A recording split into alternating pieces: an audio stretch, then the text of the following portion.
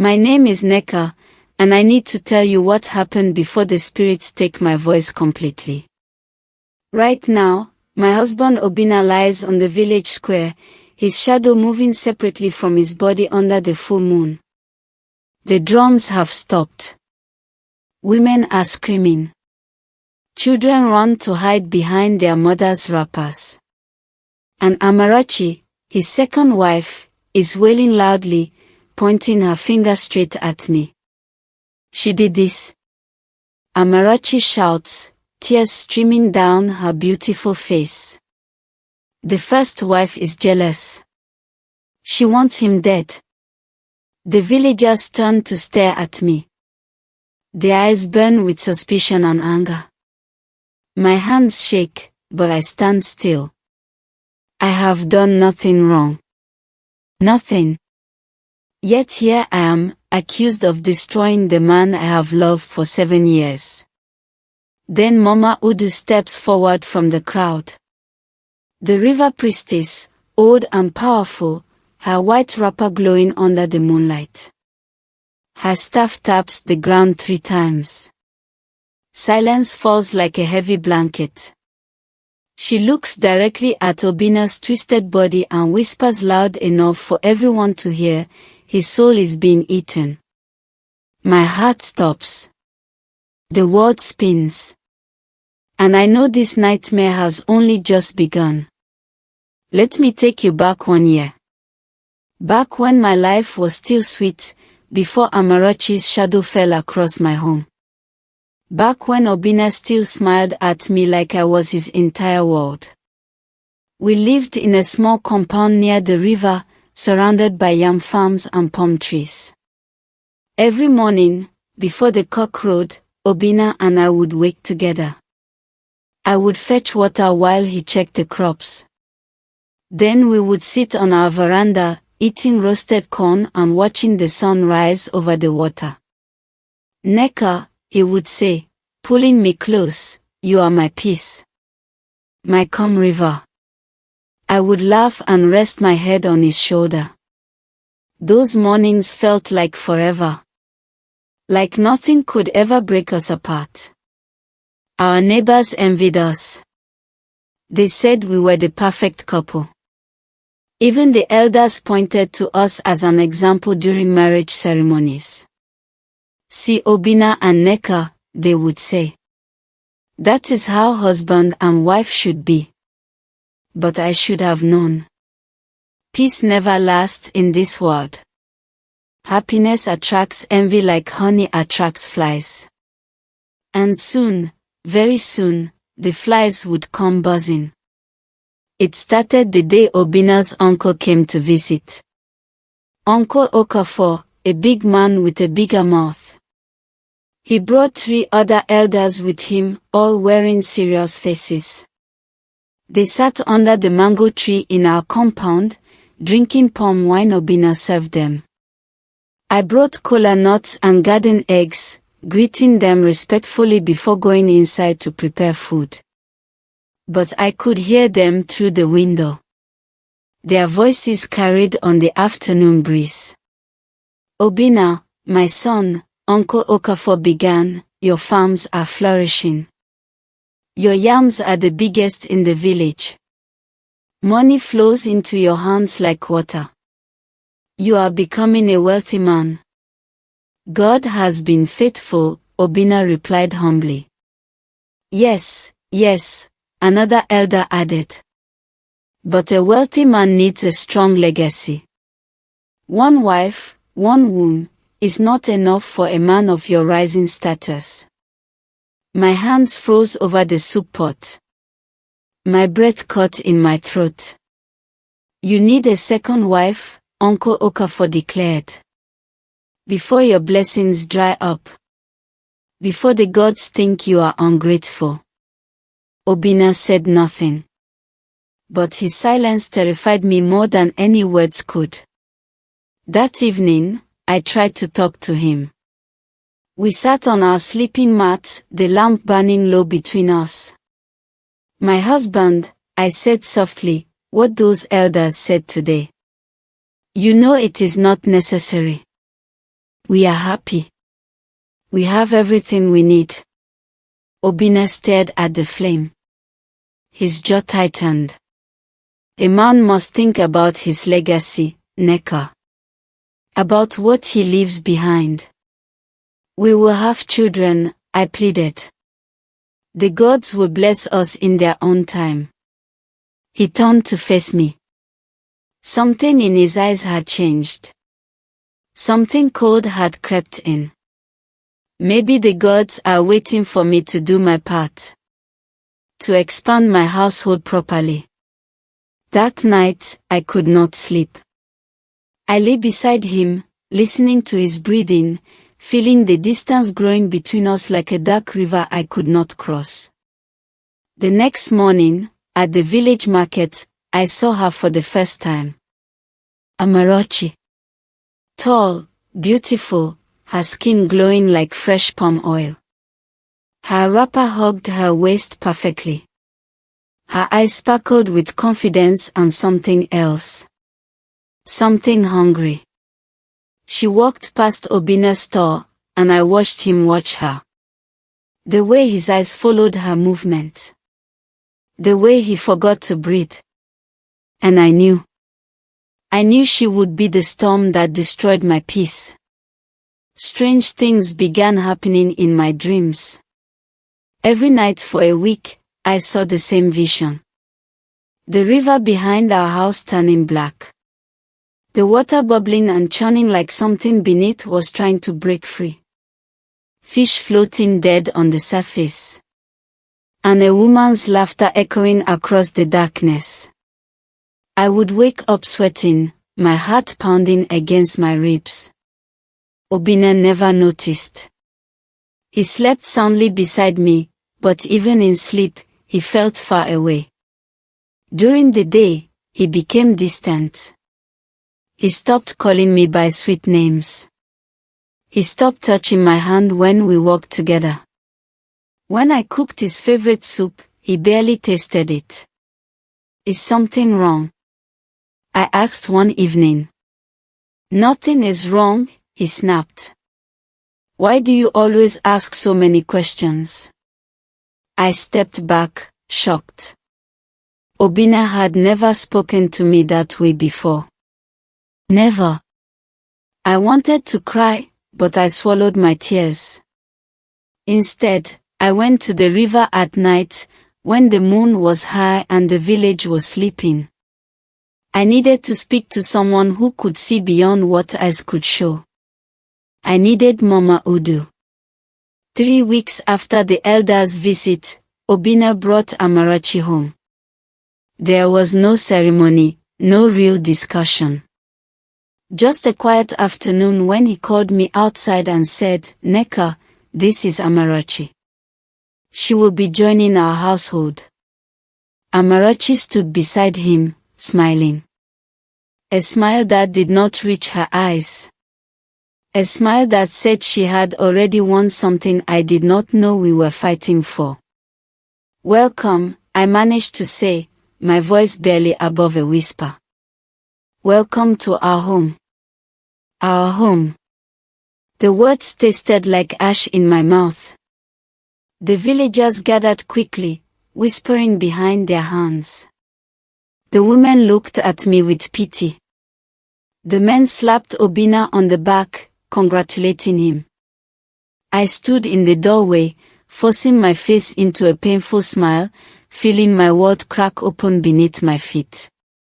That night, Amarachi unpacked her things in the second room. She hummed while she walked. A cheerful tune that made my stomach turn. When I passed by, she looked up and smirked. Just for a moment. Just long enough for me to see the victory dancing in her eyes. The war began slowly. Small things at first. Things nobody else would notice. Amarachi would rearrange my cooking pots, claiming she was just trying to help organize. She would use my good wrappers without asking, returning them stained and torn. When I cooked, she would whisper to Obinna that the food tasted strange. Are you sure she used fresh ingredients? She would ask, her voice dripping with false concern. I hope she is not trying to harm you, my husband. My husband. She said it like a weapon. Like she was driving a knife into my chest every single time. Obinna began rejecting my meals. He would push the plate away and ask Amarachi to cook instead. When I tried to speak, he cut me off. Nneka, stop being jealous. It is not attractive. Jealous. Me. The woman who had loved him when he had nothing. Who had walked beside him in the hot sun, planting yams and harvesting corn. Who had prayed for him every single day. One morning, I found all my clothes buried in ashes behind the house. My best wrappers, my mother's old beads, everything. Just ashes and burnt fabric. I knelt in the dirt, holding the remains of my things, tears finally breaking free. And I knew I needed help from beyond this world. The old river shrine sits at the edge of the village, where the water runs deepest and the trees grow thick. People say the river spirits live there, that Mama Udu speaks directly to the ancestors. I walked there that night, my feet bare, my wrapper pulled tight around my shoulders. The moon lit my path. Frogs sang in the darkness. The air smelled of wet earth and ancient secrets. Mama Udu, I called softly when I reached the shrine. I need your help. The mist parted. She appeared slowly, her white hair flowing loose down her back. Her eyes glowed faintly in the darkness. Her staff, carved from river wood, hummed with power. I have been expecting you, child, she said, her voice like wind through leaves. Sit. I sat on a smooth stone beside the water. She knelt across from me, studying my face with eyes that saw too much. Tell me everything, she commanded. So I did. I told her about the second wife, about Obinna's coldness, about the strange things happening in my home. I told her about my dreams of the Black River. When I finished, Mama Udu was quiet for a long moment. Then she dipped her hand into the water and let it drip through her fingers. Your husband, she finally said, is being drawn into a shadow he cannot see. Something unnatural has entered your home. My blood ran cold. What do you mean? She looked at me with deep sadness. The second wife did not come for love, child. She came for power. And she brought something with her. Something that fits. The next morning, I woke to screaming. Our chickens lay dead in their pen, their bodies twisted unnaturally. Blood pooled beneath them, but there were no marks. No sign of what killed them. Obinna stood in the yard, staring at the carnage. What is happening to this house? He muttered. That afternoon, the yam barn caught fire. The flames appeared from nowhere, consuming half our harvest before the men could put it out. Obinna's face turned grey. Those yams represented months of work, thousands in profit. By evening, he was coughing. Deep, rattling coughs that shook his whole body. When he spat into his hand, blood stained his palm. Amarachi rushed to his side, playing the concerned wife perfectly. My husband, you are sick. We must call the herbalist. But I noticed something. When she thought no one was looking, her lips curved into the smallest smile. Like she was watching a plan unfold exactly as she wanted. That night, I checked Obinna's room while they slept. Under his bed, hidden in the shadows, I saw it. A small carved bowl, glowing faintly red in the darkness. Strange symbols covered its surface. The air around it felt heavy, wrong. I did not touch it. But I knew. This was the source. This was what Mama Udu had warned me about. The bowl pulsed with its own heartbeat. I could hear it in the silent room, feel it vibrating through the floor. This was not normal.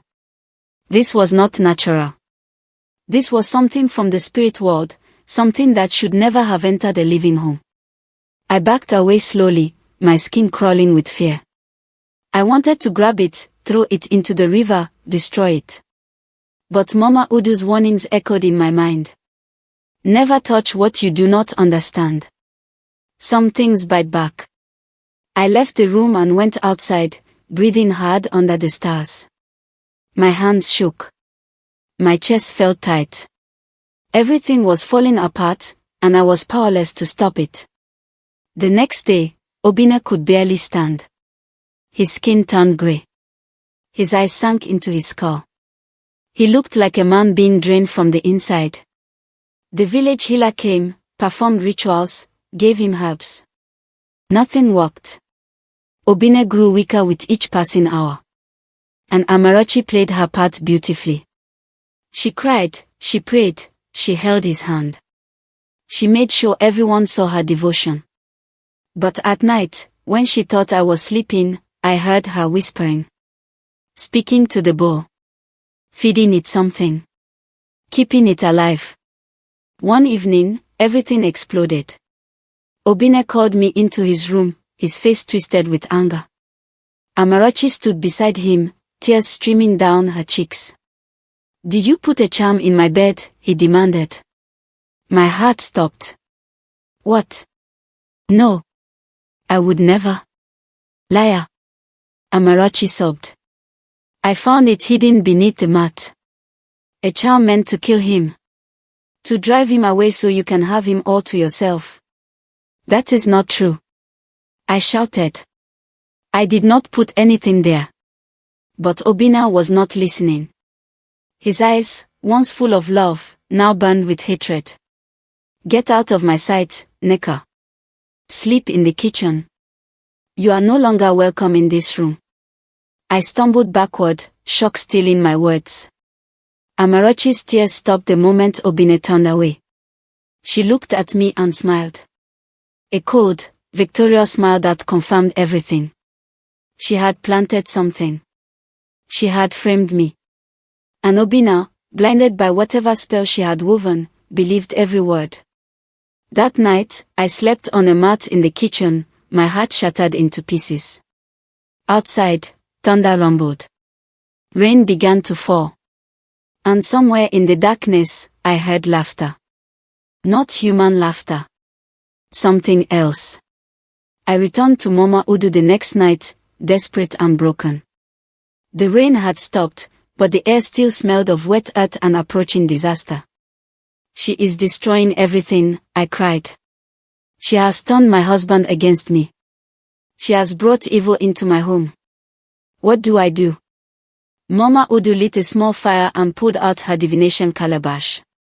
She poured water into it, water from the deepest part of the river. Then she began to chant, her voice rising and falling like waves. The water in the calabash began to glow. Then it turned red. Blood red. Mama Udu gasped, her eyes widening. What is it? I whispered, fear gripping my throat. The second wife, she said slowly, has invited a spirit of hunger into your home. A shadow spirit that feeds on life force, on blessings, on the very soul of your husband. Can we stop it? Mama Udu looked at me with grave seriousness. It feeds because she feeds it. Every night, she gives it something. And it grows stronger while your husband grows weaker. Then we must tell the village. We must expose her. Not yet, Mama Udu warned. The spirit protects her. If we move too soon, it will lash out. We must wait for the right moment. When the moon is full. When the spirits are watching. Only then can we reveal the truth without bloodshed. When is the full moon? She looked up at the sky. 7 days from now. At the village festival. That is when everything will be revealed. 7 days. 7 days felt like forever. Amarachi's confidence grew with each passing day. She walked through the compound like she owned it. She ordered me around like a servant. She ate from the best plates while I was given scraps. And Obinna said nothing. He barely spoke anymore. His strength was fading. His eyes became hollow. Whatever was inside that bowl was consuming him piece by piece. I caught Amarachi sneaking into the kitchen one night. She was preparing something, a foul-smelling mixture in a clay pot. When she saw me watching, she did not even try to hide it. "Curious, first wife," she said, her voice dripping with mockery. "Do not worry. Soon, this will all be mine. The house, the land, everything. And you will be nothing but a forgotten memory." "Why are you doing this?" I asked, my voice shaking. "What did I ever do to you?" She laughed, cold and sharp. "You existed. That is your crime. I wanted a life of comfort, of status. Your husband was my way to get it. But you were in the way. So I am removing you. You are using evil spirits. You will pay for this." "Will I?" She stepped closer, her eyes glinting in the lamplight. "Who will believe you? The jealous first wife. Everyone already thinks you are trying to harm him. One more step, and they will drive you out of this village completely." She walked away, leaving me standing in the darkness, anger and helplessness warring inside my chest. The next morning, chaos erupted. A woman from the market claimed she found something terrible, a charm hidden inside a pot in our kitchen. A pot I used every day. The villagers gathered quickly, their faces angry and afraid. Amarachi came running, her wrapper loose, her face full of shock. "What is it?" she cried. "What did you find?" The woman held up a small cloth bundle, dark stains covering it. "A death charm. Hidden where the first wife cooks. She is trying to kill her husband." The crowd gasped. Fingers pointed at me. Voices rose in anger. "I did not put that there," I shouted. "Someone is lying. Someone planted it." "She is jealous," an old man yelled. "She cannot accept a second wife. Throw her out," a woman screamed. "Before she destroys the whole family." Amarachi wept dramatically, clutching Obina's arm. I tried to love her like a sister. I tried to make peace. But she hates me. She wants me gone. Obina looked at me, his face hard as stone. "Neka, how could you? I did not do this." Tears streamed down my face. "Please, Obina, you know me. You know my heart." But he turned away. And my world shattered completely. They wanted to banish me.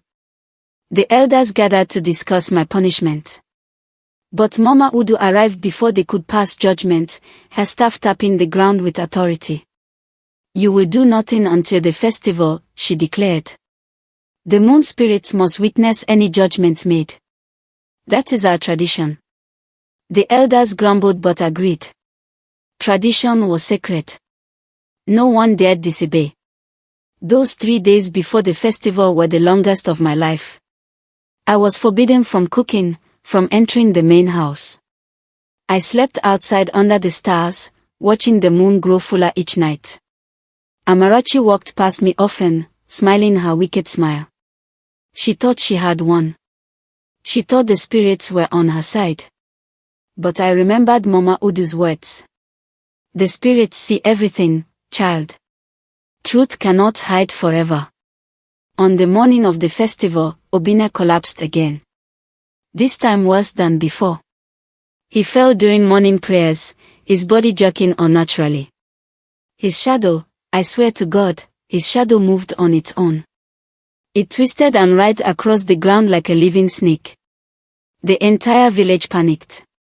Women screamed. Men backed away. And Amarachi, perfect actress that she was, threw herself on him, wailing loud enough to wake the dead. The Moon Festival is the biggest celebration of the year. Music, dancing, food, palm wine flowing like water. But this year, fear hung in the air like smoke.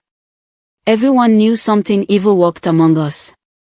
They laid Obina on a mat in the village square. His breathing was shallow. His skin felt cold despite the warm night. The drummers played, but the rhythm felt wrong. Like even the drums knew something terrible was coming. Amarachi knelt beside him, crying loudly. Please, ancestors, spare my husband. Take me instead. Lies. All lies. But the villagers did not know. They looked at her with pity, at me with hatred. I stood at the edge of the crowd, my heart breaking, my hands shaking. Then Mama Udu arrived. She walked slowly through the people, her white wrapper glowing under the full moon. Her staff hummed with power. The drums stopped.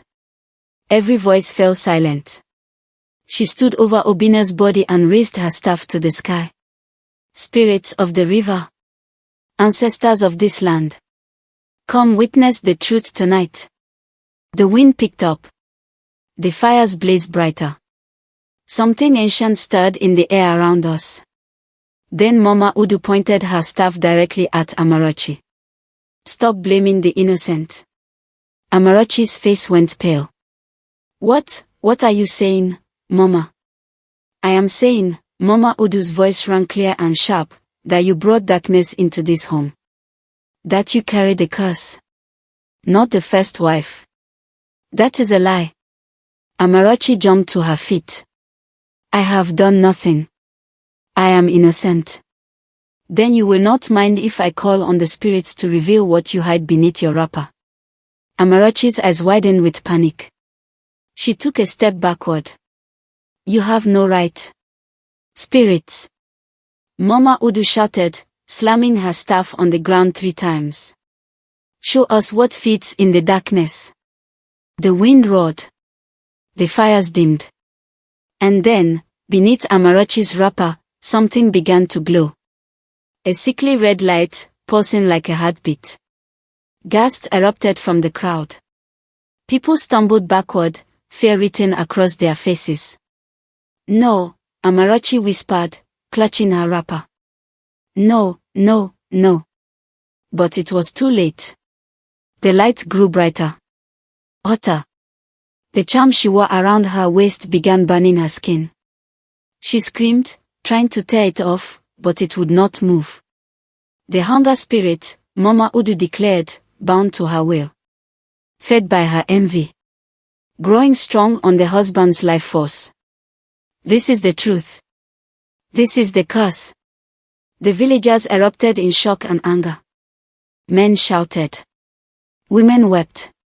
Everyone had been deceived. Everyone had blamed the wrong person. The charm burned brighter. The red light turned black. And then, from the shadows around us, something rose. A dark shape, formless and terrible, with eyes like dying coals. The shadow spirit. The thing Amarachi had summoned.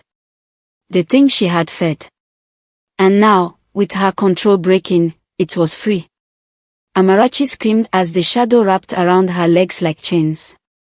Help me. Please. Someone help me. But no one moved. The villagers were frozen with terror. Even the bravest men could not lift their feet. The shadow pulled at her, dragging her toward the darkness beyond the firelight. She clawed at the ground, her nails tearing through the dirt. I am sorry, she wailed. I am sorry. I will leave. I will never come back. Please. But the spirit did not listen. It pulled harder. Her screams grew louder.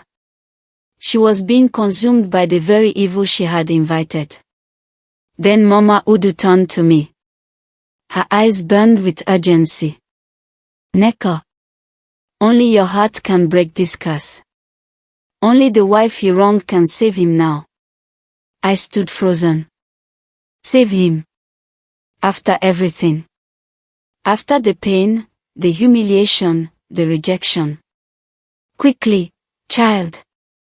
Mama Udu shouted. Or both of them will die tonight. I looked at Obina's body, lying still on the mat. His chest barely moved. His face grey as ash. And despite everything, despite all the hurt, my heart still knew the truth. I still loved him. God help me, I still loved him. I ran forward, pushing through the crowd. I knelt beside him and placed my hand on his chest, right over his heart. Obinna, I whispered. Come back. Come back to me. The shadow spirit roared, sensing my intention. It released Amarachi and surged toward us, a wave of pure darkness. But I did not move. I closed my eyes and prayed. I prayed to every ancestor, every spirit, every god that listens to a broken woman's cry. Please, I begged. Take my strength. Take my life if you must. But save him. Save my husband.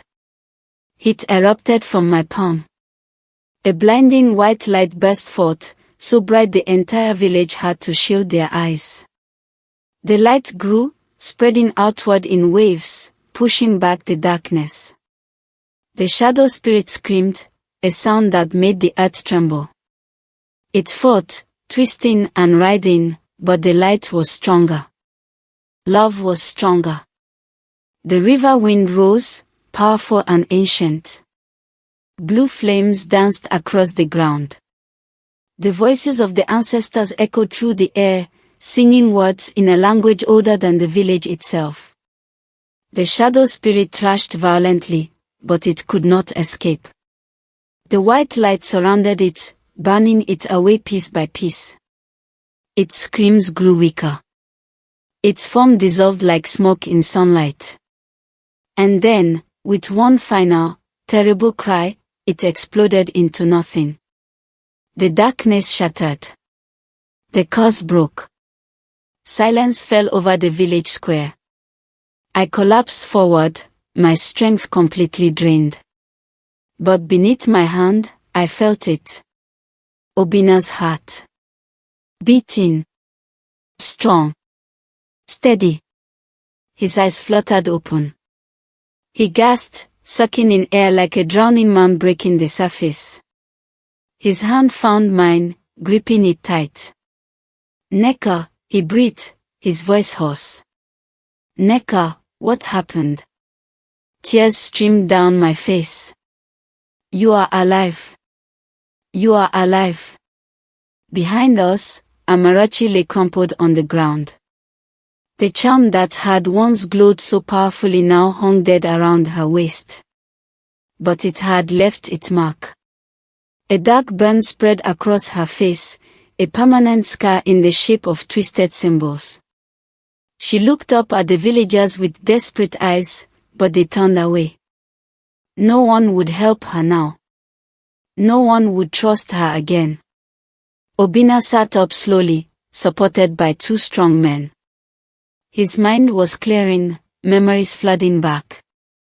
I could see it in his eyes. The realization. The shame. The horror of what he had done. I believed her, he whispered, staring at his hands. I believed every lie. I let her turn me against you. The elders gathered around. The villagers pressed closer. Everyone waited to see what would happen next. I accused you, Obinna continued, his voice breaking. I rejected your food. I threw you out of our room. I let her destroy you while I stood by and watched. I said nothing. There were no words for this moment. He turned to look at me, tears streaming down his face. How can you forgive me? How can you still love me after what I did? Before I could answer, Amarachi tried to stand. She stumbled toward the edge of the crowd, her burned face hidden behind her hands.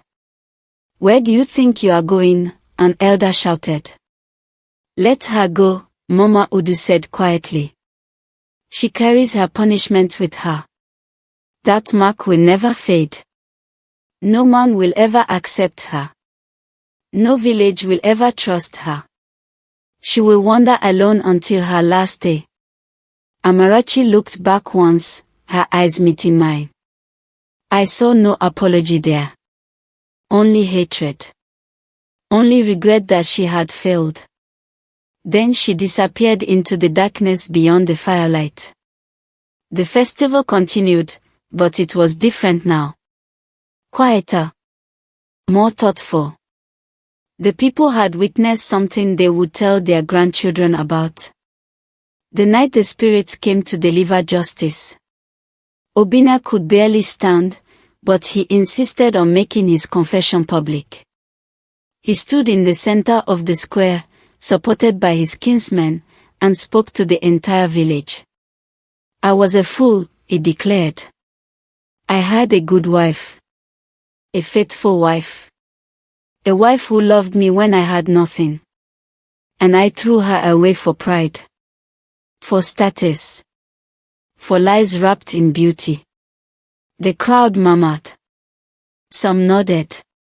Others whispered prayers. I brought evil into my home, he continued. I invited the snake and blamed the dove when it bit me. I am ashamed. I am sorry. And I know I do not deserve forgiveness. He turned to me, his eyes red with tears. Then, in front of everyone, he knelt. A husband kneeling before his wife. Unheard of. Shocking. But necessary. Neka, he said, his voice shaking. I am begging you. Not as your husband, but as a fool who destroyed something precious. Please. Forgive me. The village held its breath. Every eye was on me. Waiting. Watching. I looked down at him, this man I had loved so completely. This man who had broken my heart into pieces. I could feel the weight of the moment, the choice before me. I could reject him. I could walk away. No one would blame me. I had every right to leave, to start over, to find peace without him. But as I stood there, I remembered something Mama Udu once told me. Forgiveness is not for the person who hurt you. It is for yourself. So the bitterness does not eat you alive. I took a deep breath and spoke, my voice steady and clear. Forgiveness is mine to give, Obinna. And I give it. But trust. Trust is yours to rebuild. It will take time. It will take proof. Words are easy. Actions are what matter now. The crowd erupted in murmurs of approval. Several women nodded vigorously. Even the elders looked impressed. Obinna bowed his head, accepting my terms. I understand. And I will spend the rest of my life proving I am worthy of your trust again. Mama Udu stepped forward, raising her staff to the sky. Let this night be remembered. Let this story be told to every generation. A home divided against itself will fall. A man who dishonors his faithful wife invites destruction into his own life. Mama Udu's voice rang across the square, powerful and final. A home with two hearts can stand strong. A home with two jealous fires will burn itself to ashes. Remember this. Teach it to your children. Warn your sons and daughters. The villagers responded as one. We will remember, Mama. We will teach them. She turned to me, her expression softening. You have shown great strength tonight, Neka. The spirits are pleased. You saved not just your husband, but this entire village from a curse that would have spread like wildfire. She placed her hand on my head, blessing me. I felt warmth flow through my body, healing the exhaustion, restoring what had been drained. Go home now, she said gently. Rest. Heal. And rebuild what was broken. The crowd parted as Obinna and I walked through them. He moved slowly, his body still weak. I did not hold his hand. Not yet. But I walked beside him, and that was enough for now. When we reached our compound, I saw it differently. The same house, the same trees, but everything felt new. Like we were starting over from the beginning. That night, I slept in my own room again. Obinna slept in his. Separate, but under the same roof. A beginning, not an ending. Months passed. Obinna kept his word. Every morning, he brought me water before I woke. He replanted the burnt yam barn himself, refusing help. He gave away half his harvest to the widows and orphans of the village, showing humility. He never mentioned taking another wife again. The very idea made him shake his head in shame. I had everything, he would say. And I almost lost it all because of greed disguised as tradition. The story of that night spread to neighboring villages. Mothers told it to their daughters as a warning about envy and spiritual manipulation. Fathers told it to their sons as a lesson about appreciating a good wife. And Amarochi. She was seen occasionally, wandering from town to town. The mark on her face had darkened over time, making her previous beauty almost unrecognizable. Children ran from her. Women whispered prayers when she passed. She became a living warning tale. Sometimes at night, when the river wind blows through our compound, I remember everything that's happened. The pain, the fear, the moment I thought I would lose everything.